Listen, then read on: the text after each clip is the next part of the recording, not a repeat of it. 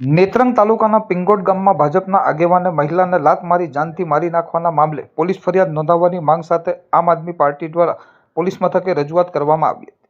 ગત તારીખ 2 ઓક્ટોબરના રોજ નેત્રંગ તાલુકાના પિંગોટ ગામમાં રહેતી અરુણાબેન નામની મહિલાને ભાજપના તાલુકાના પૂર્વ પ્રમુખ અને મનસુખ વસાવાના નજીકના માનસિક વસાવા દ્વારા અંગત અદાવતે કૂદીને લાત મારી જાનથી મારી નાખવાની ધમકી આપી તેણીનું ઘર સળગાવી દેવાની ધમકી પણ આપવામાં આવી હોવાના આક્ષેપ કરવામાં આવ્યા હતા. જે બાદ મહિલાને લાત મારતો વિડીયો સોશિયલ મીડિયા પર વાયરલ થયો છે. ત્યારે આજરોજ આમ આદમી પાર્ટીના જિલ્લા પ્રમુખ પિયુષ પટેલ, સંદીપ વસાવા સહિત પીડિત મહિલાએ નેત્રંગ પોલીસ મથક ખાતે પહોંચી પોલીસ ફરિયાદની માંગ કરી હતી.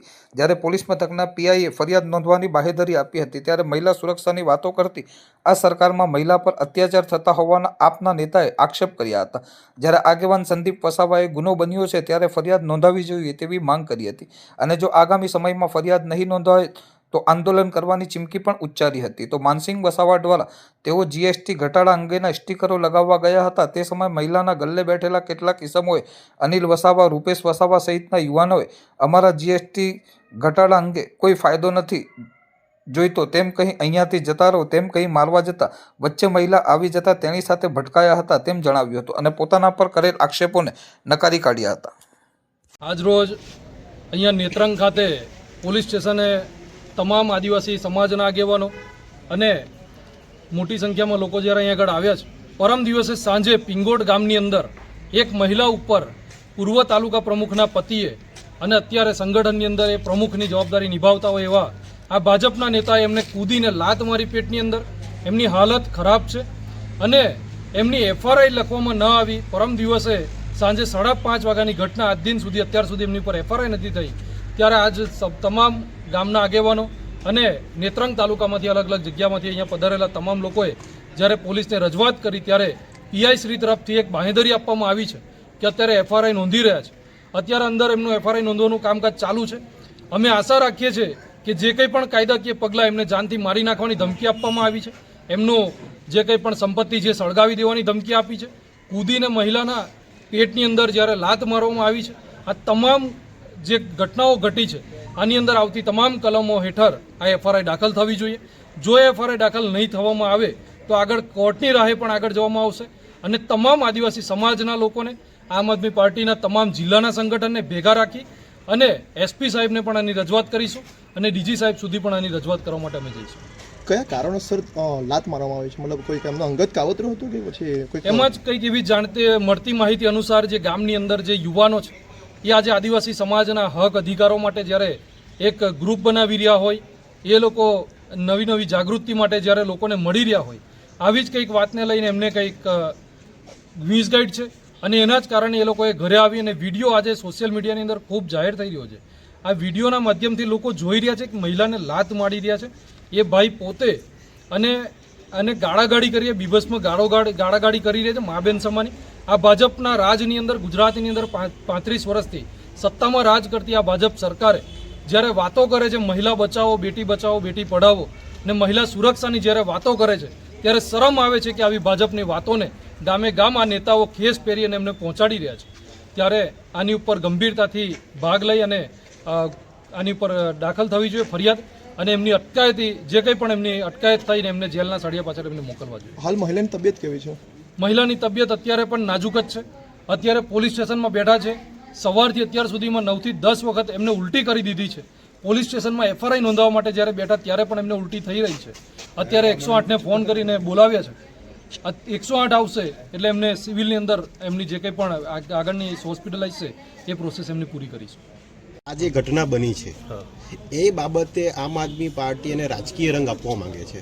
ના, આપણે જોયું હશે કે હમણાં અઠવાડિયા પહેલાં પણ ભાજપના જ ફતેહસિંહ વસાવાના પુત્રને જ્યારે ખોટી રીતે મારીને વસાવા નામ લખાવવાથી જ્યારે એને એ કરવામાં આવેલો હતો ત્યારે પણ અમે સામાજિક રીતે બધા ભેગા થયા હતા અને અમારી આદિવાસી સમાજની મહિલા છે, ભલે સમાજના જ ભાજપના નેતા હોય પરંતુ જે રીતે અમને મહિલા સાથે ખોટું કર્યું છે એ એક અમાનવીય કૃત્ય છે, જેના માટે અમે આમની સાથે અડીખમ ઊભા છે.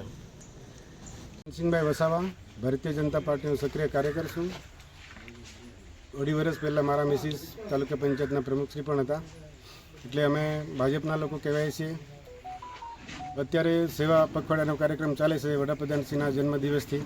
તો અમે જે સરકાર શ્રી વડાપ્રધાન મોદી સાહેબે જે જીએસટીનો દર ઘટાડ્યો, દિવાળીની ભેટ આપી, એટલે ભારતીય જનતા પાર્ટીના કાર્યકર્તાનો ઘરે ઘરે સ્ટીકર ચોંટાડીને અને અમારે ભાજપની ઉપલબ્ધિ મોદી સાહેબે શું કીધું એના માટે અમે મારા જ ગામના ચૌધરી આપણે રાજેશભાઈ સોમાભાઈ એમનો ગલ્લો છે ત્યાં અમે સ્ટીકર લગાવવા ગયો. હવે સ્ટીકર લગાવીને બીજા જોવાને હતો એમની સાથે મારે વાત કરવાની હતી કે ભાઈ જીએસટીનો દર ઘટાડ્યો છે સરકાર છે, આપણે આટલું બધું મદદરૂપ થઈ છે. તો એવામાં મારા ગામનો અનિલભાઈ ભરતભાઈ વસાવા, રૂપેશભાઈ સુરેશભાઈ વસાવા અને ગોપાલભાઈ સાકરિયાભાઈ વસાવા આ લોકો કંઈ ઘરમાં બેઠા હતા. એ બહાર નીકળીને અમે કે અમારી જીએસટીની કંઈ જરૂર નથી, ભાજપે એ બધું હું અમને આપી દીધું, અમારે જીએસટીની જરૂર થઈ નથી, શું તમે અમારું જીએસટી ઘટાડીને કરતા છો, જાઓ અહીંયાથી.